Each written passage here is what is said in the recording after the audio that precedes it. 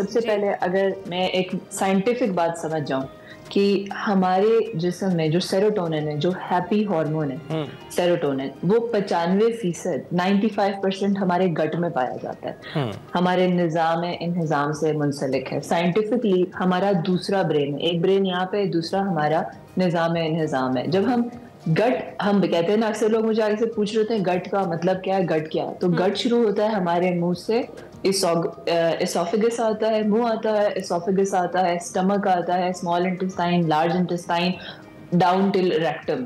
तो ये पूरा गट है। अब इसकी हेल्थ पे अगर मैंने ख्याल रख लिया तो सबसे पहले क्या होगा कि 95% अगर मेरा सेरोटोनिन मेरे इस पूरे डाइजेस्टिव ट्रैक में है, गैस्ट्रो इंटेस्टिनल ट्रैक में है, तो मेरी मेंटल हेल्थ पे डायरेक्ट इफेक्ट पड़ेगा।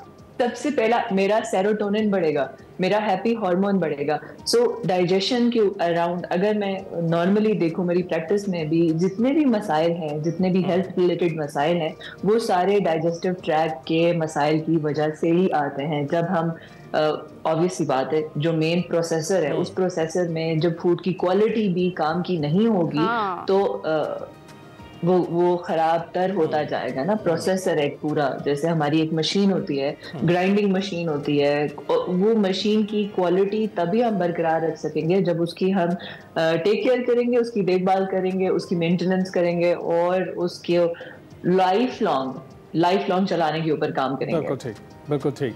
अच्छा ये बताइएगा डॉक्टर साहिबा कि बहुत सी पैकेज फूड जो हैं, हमें उससे भी देखा है कि लोग बीमार होते हुए दिखाई देते हैं, लेकिन फिर जो दूसरा फूड है जिसे पैकेज नहीं की जाता, प्रिजर्वेटिव्स उस पर नहीं लगाए जाते, वो जल्दी ख़राब होने का अंदेशा होता है और उससे फूड पॉइजनिंग ज़्यादा तेज़ी से होती है। तो इसमें कैसे जो है बैलेंस रखा जाए? एब्सोल्युटली, बिल्कुल आप सही कह रहे हैं। देखिए, एक तो अल्लाह ने हमारा जिस्म बनाया, उसके बाद इस जिस्म के लिए क्या क्या चीज़ें हैं इसको फ्यूल करने के लिए वो भी बनाई। तो हमारे पास आ गए फल, सब्जियां, नट्स आ गए, दालें आ गई, ये सब कुदरती कायनात जो है ना, कुदरती तौर पे इसको क्रिएट करती है।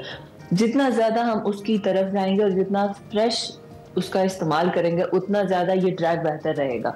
जितना हम प्रोसेस जो है, उसका मतलब है जो भी चीज़ डब्बे में, अगर भले वो एप्पल जूस है, एप्पल जूस है, डब्बे में पैक्ड है, वो प्रोसेस्ड है।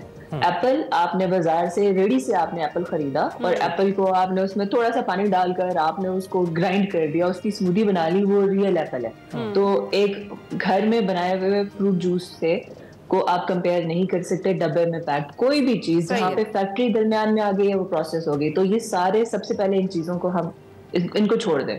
ठीक, आप बस सोचें कि डब्बे से कोई चीज मैंने नहीं उठानी, रेडी से चीजें उठाएं, रेडी से फल लें, रेडी से सब्जी लें, और उनको जितनी वो फ्रेश होंगी, जैसे आपने कहा कि ऑब्वियसली अगर वो ज्यादा पुरानी कोई चीज है तो वो हम देख के बता सकते हैं। और यहीं पे पता चलता है कि अगर आप सेब भी बाहर रखें, राइट, तो वो 2-3 दिन के बाद वो अपनी शेल्फ लाइफ, मतलब वो डिके हो जाता है, डाई हो जाता है, खो देता है। तो ऐसा कैसे हो सकता है? थोड़ा सा हमारे शऊर को बेदार करने वाली बात है कि हम अगर ये सोचें कि ये कैसे, हाँ जी, एग्जैक्टली, बिल्कुल सही कह रहे हैं आप कि ये डब्बे में पड़ा हुआ है, 10 साल के बाद एक्सपायर भी नहीं हो रहा, तो ये कैसे ठीक हो सकता है?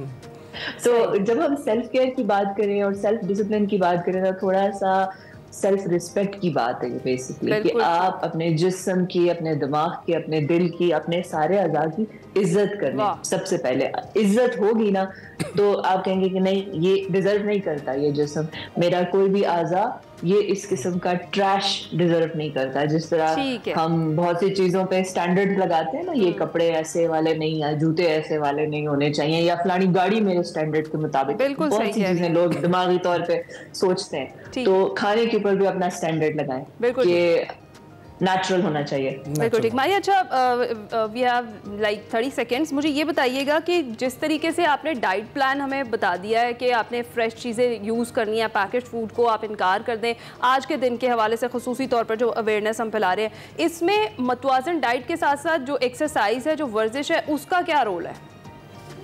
एक्सरसाइज वर्जिश का बहुत अहम रोल है, वो तो लाजमी है ना, वो तो नॉन निगोशिएबल है, मतलब इस पे कोई बातचीत ही नहीं है, बिल्कुल जैसे नमाज नॉन निगोशिएबल है उसी तरीके से आपने वर्कआउट को लेना। एक और चीज हम अगर देखें, डाइजेस्टिव ट्रैक के ऊपर एक बहुत बड़ा मसला आता है ब्लोटिंग का।